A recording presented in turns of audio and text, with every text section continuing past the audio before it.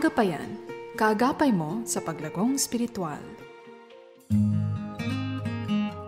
Kumusta ka kaagapay? Ano man ang iyong pinagkakaabalahan sa mga oras na ito, sana samahan mo ako sa pag-aaral ng salita ng Diyos. Tayo magkakasamang muli sa loob ng 30 minuto. Ako po si Pastor Ronald Llobrera sa ating programang Agapayan. Dito lamang yan sa 702 DZAS FEBC Radio TV, Agapay ng Sambayanan. At tayo po ay kasapi sa KBP, Kapisanan ng mga Broadcaster ng Pilipinas. Bigyan daan lang po natin ang isang announcement. Ang Libis Baptist Church dyan po sa Caloocan City ay magdiriwang ng kanilang 37th year church anniversary sa darating na June 29, 2025. At ang inyong lingkod po ang kanilang magiging tagapagsalita. Purihin ang Panginoon.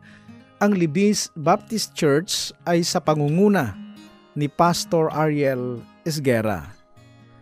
Makita-kita po tayo mga kaagapay. Purihin ang Panginoon sa napakagandang awitin na yan. Tayo ay nagbabalik. Ito ang iyong kaagapay, Pastor Ronald Llobrera. At ikaw ay nakikinig sa ating programang Agapayan.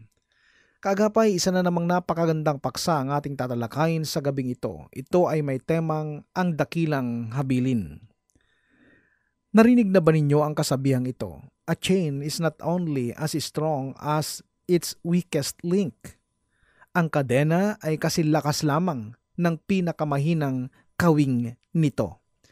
Tayo mga Kristiyano ay pinag-ugnay-ugnay ng Diyos na parang kadena upang abutin ang mga taong malayo pa kay Kristo. Ang bawat Kristiyano ay nagsisilbing isang kawing o link sa kadenang iyan. At kung may isang kawing na mahina, mapapatid ang kadena at hindi maaabot ang mga taong nasa panganib. Ito ang dahilan kung bakit dapat nating palakasin ang bawat isa bilang mga kamanggagawa na sama-samang naglilingkod sa Diyos upang matupad ang dakilang habilin or Great Commission.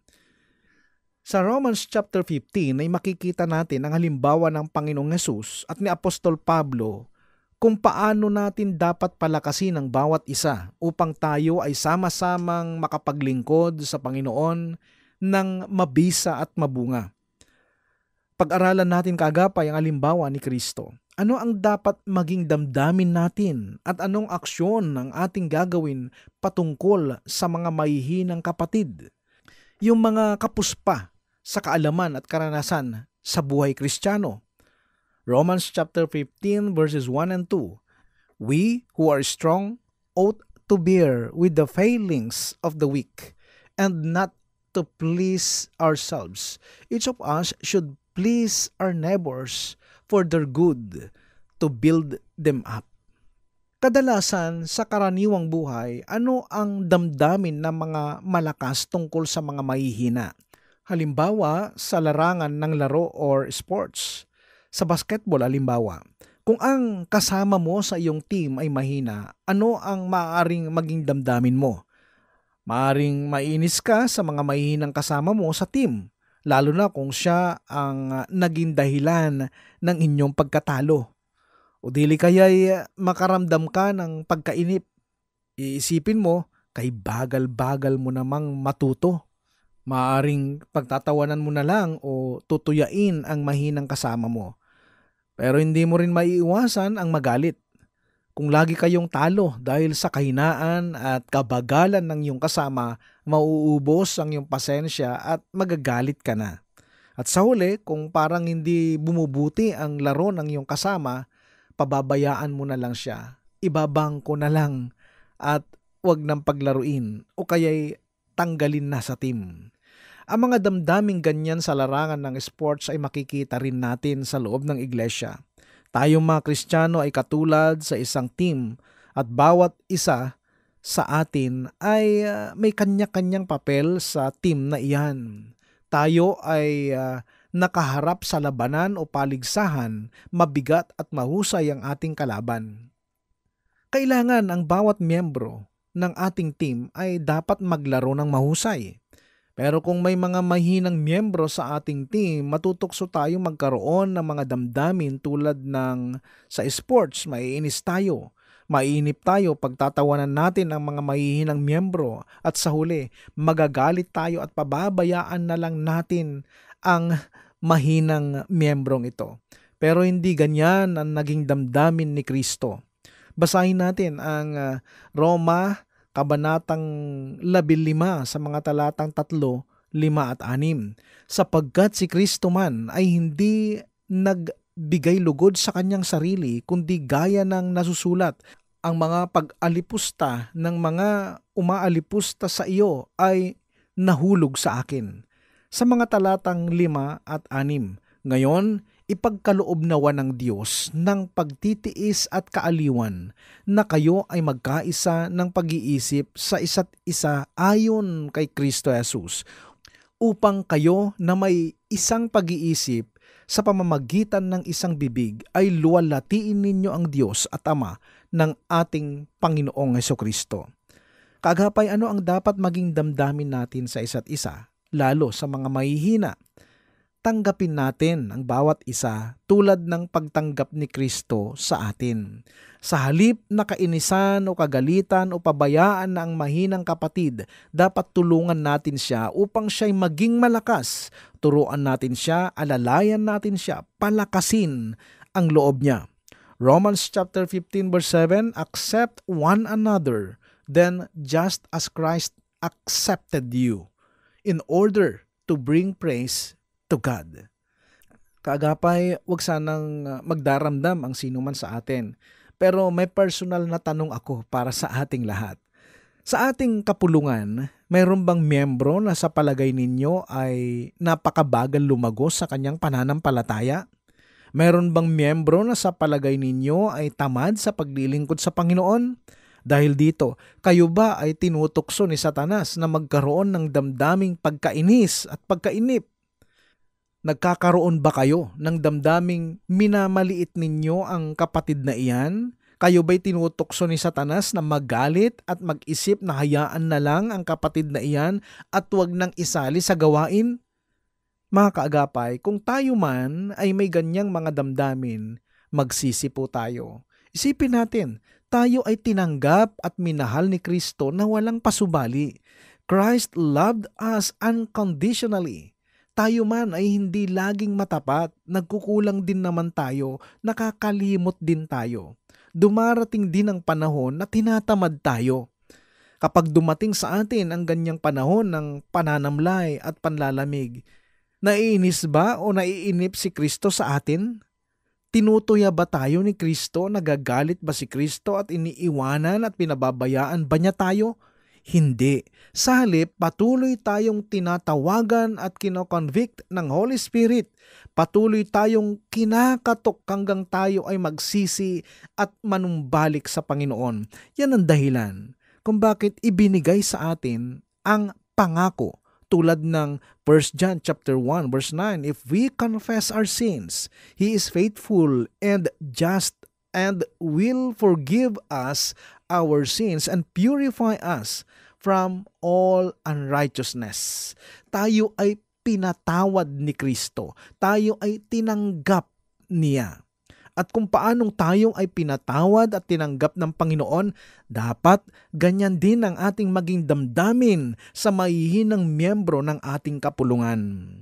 Alalayan natin sila, huwag pabayaan, palaguin natin sila, huwag kainisan. Tayong lahat ay ginawa ng Diyos na maging bahagi ng iisang katawan ni Kristo. Halimbawa, kung ang iyong kamay ay nasugatan at nagkaroon ng impeksyon, sasabihin mo ba, masyadong kumikirot ang kamay ko, mabuti pa, putulin ko na ito. Halimbawa, ang paa mo ay nagkaroon ng alipunga at laging kumakate, sasabihin mo ba, naiinis na ako sa paa kong ito. Ang kati-kati, puputulin ko na nga ito. Yan ba ang sasabihin mo? Pero, nakakalungkot na sabihin, may mga miyembro sa simbahan na ganyan ang kaisipan. Kapag nagbibigay ng problema ang isang miyembro, sinasabi nila, mabuti pa, alisin na natin siya. Kapag ginawa natin iyan, ang ating simbahan ay magiging putol ang kamay at putol ang paa. Kaya nga, balikan natin ang Romans chapter 15 verses 1 and 2. Sa mga talatang ito, ganito ang utos sa atin. Roma, Kabanatang 15, sa mga talatang 1 at 2. Kaya tayong malalakas ay nararapat magtiis sa kahinaan ng mahihina at hindi upang magbigay lugod sa ating mga sarili. Bawat isa sa atin ay magbigay lugod sa kanyang kapwa para sa kanyang kabutihan tungo sa ikatitibay niya. Ang mahinang miyembro ay huwag nating kainisan o kagalitan o iwanan. Tulungan natin siya upang siya ay maging malakas at maging ganap sa kanyang pananampalataya sa Panginoon. Tayong lahat ay ginawang bahagi ng katawan ni Kristo upang tayong lahat ay maging malalakas na sundalo ng hukbo ng dakilang habilin. God made us members of the body of Christ in order to be soldiers in the Great Commission Army. Amen? Tulad ni Apostol Pablo, huwag nating kalilimutan ang dakilang layunin natin bilang mga alagad ni Kristo. Isagawa at tapusin ang dakilang habilin to obey and finish the Great Commission. Sariwain natin sa ating alaala ang dakilang habilin ng ating Panginoong Hesus sa Mateo, Kabanatang 28, mga talatang 18 hanggang 20. At lumapit si Jesus sa kanila at sila'y kanyang kinausap na sinasabi, ang lahat ng kapamahalaan sa langit at sa ibabaw ng lupa ay naibigay na sa akin. Dahil dito, magsiyaon nga kayo at gawin ninyong mga alagad ang lahat ng mga bansa na sila'y inyong bautismuhan sa pangalan ng Ama at ng Anak at ng Espiritu Santo, na ituro ninyo sa kanila na kanilang ganapin ang lahat ng mga bagay na iniutos ko sa inyo at narito ako'y sumasa inyong palagi hanggang sa katapusan ng sanlibutan. Kaagapay sa oras na ito, tingnan naman natin ang halimbawa ni Pablo. Gayahin natin ang halimbawa ni Apostol Pablo. Lubos na nauunawaan ni Apostol Pablo ang dalawang bahagi ng dakilang habilin. First, evangelism. Ibanghelismo. Pagpapahayag ng ebanghelyo. Sabi niya, magsiyaon kayo at gawin ninyong mga alagad ang lahat ng mga bansa. Secondly, discipleship o pagiging alagad, paglago sa pananampalataya kay Kristo. Sabi ng Panginoon, ituro ninyo sa kanila na ganapin ang lahat ng mga bagay na iniutos ko sa inyo. Talakayin natin muli ang dalawang bahaging ito ng Great Commission. Una, evangelism. Laging inilagay ni Apostol Pablo sa kanyang harapan ang dakilang layunin ng evangelism o ebanghelismo na ipahayag sa buong daigdig ang ebanghelyo. Romans chapter 15 verses 20 to 21. It has always been my ambition to preach the gospel where Christ was not known, so that I would not be building on someone else's foundation. Rather, as it is written, those who were not told about him will see, and those who have not heard will understand. Tayo bilang mga individual na Kristiyano, yan din ba ang mitiin ng ating puso? Tayo bilang iglesia ng Panginoong Hesus, yan ba ang marubdob na hangarin natin? Oo mga kaagapay, bilang mga sundalo sa hukbo ng dakilang habilin, as soldiers of the Great Commission, ang buong daigdig ang ating aabutin. Lahat ng hindi pa nakarinig tungkol kay Kristo ay sisikapin nating masabihan ng Ebanghelyo. Lahat ng miyembro ng ating iglesia ay kasama sa mitiin at gawaing ito. Wala ni isa sa atin ang exempted. Lahat ay mga sundalo ni Kristo, bata, kabataan, matanda, mga anak, mga tatay at nanay, mga lolo at lola. Ito ang layunin ng Diyos para sa atin, abutin ang ating daigdig para kay Kristo. Reaching out our world for Christ. Ulitin ko kaagapay, ating daigdig, our world. Oo, ang bawat isa sa atin ay may sariling daigdig. Ito ang tinatawag na our circle of influence, ang sirkulo ng ating impluensya. Ano ang binubuo ng ating circle? Una, ang ating pamilya, ang mga kasama natin sa bahay. Lahat ba ng kasama natin sa bahay ay nasabihan na ng tungkol kay Kristo? Sila ang dapat unahin natin. Pangalawa, mga kamag-anak. Ilista natin ang mga kamag-anak natin, mga kamag-anak na nakatira dito sa ating lugar. Unahin natin silang puntahan. Pagkatapos, planuhin nating puntahan ang mga kamag-anak na nasa ibang lugar. Kung mahirap puntahan, sulatan natin sila. Pangatlo, mga kaibigan. Ilista natin ang lahat ng tinuturing nating kaibigan at isa-isahin natin silang sabihan ng Ebanghelyo. Pang-apat, mga kasama sa trabaho. Araw-araw nakikita natin ang ating mga katrabaho. Makipag-appointment tayo sa kanila upang masabihan ng Ebanghelyo. Panglima, mga kapitbahay. Abutin natin ang ating mga kapitbahay para sa Panginoon.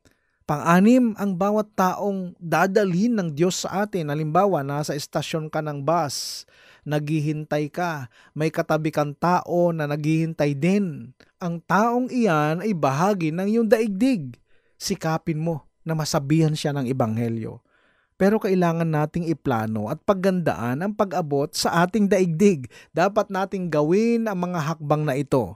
Gumawa ng listahan ng mga pangalan ng mga taong dapat mong abutin. Idalangin ang mga tao sa listahan araw-araw kung may panahon o minsan isang linggo kung kapos ka sa panahon. Laging magdala ng mga babasahin pang Ebanghelyo. Imbitahan sila sa Bible study o simbahan o sa isang evangelistic meeting o evangelistic presentation. Magandang iplano natin bilang buong iglesia na magpalabas ng mga movie o evangelistic movie o kaya'y magtanghal ng drama katulad ng Prodigal Son drama. Marahil once every 3 months. Kasi mas madaling imbitahan ng mga tao na manood ng drama o sine kaysa Bible study o Sunday service. Pag-aralan at sanayin ng sarili natin kung paano magpaliwanag ng kamay ng Ebanghelyo. So, una, evangelism. Ikalawa, discipleship. Hindi lamang evangelism ang layunin ni Apostol Pablo. Bahagi din ng kanyang layunin na palaguin ang pagkaalagad o discipleship ng lahat ng tumanggap kay Kristo. Ito ang kanyang naging layunin para sa mga taga-Roma. Oo, Kristiyano na mga taga-Roma at marami na silang alam at mayroon na silang karanasan sa pananampalataya. Pero hindi pa sila perpekto kay Kristo. Kaya nga hanggat hindi pa dumarating sa pagiging perpekto ang mga Kristiyano sa Roma, sinikap pa rin ni Apostol Pablo na tulungan silang lalo pang lumago. Ang sabi sa Roma, Kabanatang 15 sa mga talatang 14 hanggang 16, at ako naman sa aking sarili ay naniniwalang lubos tungkol sa inyo, mga kapatid ko, na kayo man ay punong-puno ng kabutihan, pinuspos ng lahat ng kaalaman na may kakayahang magturo sa isa't isa. Ngunit sa ibang bahagi ay sinulatan ko kayong may katapangan bilang pagpapaalala sa inyo dahil sa biyayang sa akin ay ibinigay ng Diyos upang kayo'y maging ministro ni Kristo Jesus sa mga hentil na naglilingkod sa banal na gawain ng Ebanghelyo ng Diyos, upang ang paghahandog ng mga hentil ay maging kalugod-lugod, yamang ito'y ginawang banal ng Espiritu Santo. Kaagapay, yan ang mithiin ni Apostol Pablo, na ang lahat ng sumampalataya kay Kristo ay maging ganap at kalugod-lugod, maging perpekto sa harapan ng Panginoon. Ang pagsulong sa pananampalataya ay hindi matatapos sa daigdig na ito. Ito ay matatapos lamang kapag dumating na tayo sa langit. Kaya tulad ni Pablo ay patuloy nating turuan ang bawat miyembro ng ating kapulungan na sila'y makaalam at makasunod sa lahat ng aral ni Kristo. Walang miyembro na dapat maiwanan. Tayo ay dapat makarating lahat sa sukdulang kaganapan. Hindi ko na alam ngayon kung anong ginagawa ng Philippine Navy, pero noong mga taong 1980, kasama sa training ng mga bagong pasok ng mga Philippine Navy ay ang pag-aalaga ng isang body o kaibigan. Ang bawat sundalong trainee ay kukuha ng isang body. Alam nyo kung ano ito? Ito ay isang hayop o insekto. Maaring langgam, butiki, gagamba o kahit ano. Ang layunin ng training na ito ay alagaan mo ang iyong body sa loob ng ilang panahon, gaano man katagal ang itinakda ng iyong opisyal. Sa loob ng panahong iyan ay sisikapin mong mapangalagaan ang iyong body. Pakakainin mo ito, paiinumin at higit sa lahat, iingatan mo siya para hindi siya makuha at mapatay ng ibang trainee. Lahat kayo, sisikapin ninyong makapture ang body ng ibang trainee. Kapag na-capture at napatay ng ibang trainee ang iyong body, may parusa kang tatanggapin kasi napabayaan mo ang iyong body. Dahil dito kaagapay, napakatindi at napakasekreto ang pag-aalaga mo sa iyong body. Ano ang layunin ng training na ito? Sa pamamagitan ng training na ito, itinuturo sa bawat sundalo na ang kasama mong sundalo ay ituturing mo na yung body, na iingatan mo kahit anong mangyari. Hindi mo siya pababayaan sa lahat ng panahon. Siya iyong tutulungan at aalalayan. At siya naman, ganoon din ang gagawin para sa'yo. Hindi ka rin niya pababayaan. Tutulungan ka niya at aalalayan. Ganyan ang aral na binibigyan diin sa Romans chapter 15. Ang kapwa Kristiyano natin, ang kapwa miyembro natin sa simbahan ay ating body na dapat lagi nating tutulungan, aalalayan at ipagsasanggalang. Anuman ang mangyari sa hirap at sa ginhawa, sa labanan o sa kapayapaan, sa lahat ng panahon, itataya natin ang ating buhay para sa ating kapatid kay Kristo, kapatid na Kristiyano, na siya ay ganun din ang gagawin niya para sa iyo. At ito'y gagawin natin bilang pagsunod at paggaya sa halimbawa ng ating Panginoong Hesus. Tinanggap niya tayo at itinuring na kanyang body, ano pat inialay niya ang sarili niyang buhay doon sa krus para sa atin. At ngayon, siya ay nabubuhay upang ingatan at tulungan at iligtas niya tayo sa lahat ng oras at sa lahat ng sitwasyon. Ngayon kaagapay, handa ba tayo na gumawa ng pangako sa isa't isa? Sa bawat miyembro ng ating simbahan, handa ba tayong mangako ng ganito? Alang-alang kay Kristo at sa tulong ni Kristo, tinatanggap ko ang bawat kapatid sa simbahang ito na aking body, na tutulungan, iingatan, aalalayan hanggang sa makarating tayong lahat na sama-sama doon sa destinasyon na itinakda ng Diyos para sa ating lahat. Kung gagawin natin ito kaagapay, sa tulong ng Espiritu Santo, tayo ay gagamitin ni Kristo bilang mapagtagumpay at mabungang mga sundalo ng dakilang habilin o Great Commission of Christ. Gagamitin tayo ng Panginoon upang abutin ang maraming kaluluwa para sa Kanya at gagamitin din tayo upang mapalago at mapatibay ang pananampalataya ng mga kasama nating Kristiyano. Sa Diyos ang lahat ng papuri. Diyan magtatapos kaagapay ang ating pag-aaral sa gabing ito sa paksang Ang Dakilang Habilin. At muli kitang inaanyayahan sa susunod na Sabado sa kapareho-reng oras, 7:30 to 8 ng gabi.